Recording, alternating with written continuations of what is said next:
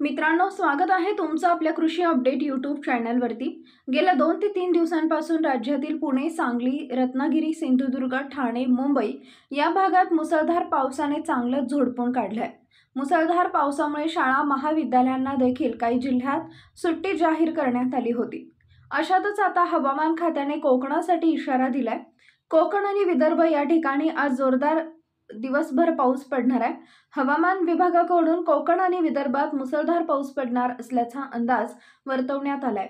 तर रायगड आणि साताऱ्याला आज हवामान खात्याकडून ऑरेंज अलर्ट देण्यात आलाय। यासह पालघर, ठाणे, मुंबई, रत्नागिरी, पुणे आणि कोल्हापूरला आज हवामान खात्याकडून येलो अलर्ट जारी करण्यात आलाय। दुसरीकडे बुलढाणा, अकोला, वाशिम, यवतमाळ या ठिकाणी देखील मुसळधार पाऊस पडण्याची शक्यता वर्तवण्यात आली आहे। भंडारा, गोंदिया, गडचिरोली या जिल्ह्यात विजांच्या कडकडाटासह पावसाचा अंदाज हवामान खात्याकडून व्यक्त करण्यात आलाय। यापुढील हवामान अंदाज पाहण्यासाठी आपल्या कृषी अपडेट यूट्यूब चॅनलला सबस्क्राईब करा। धन्यवाद।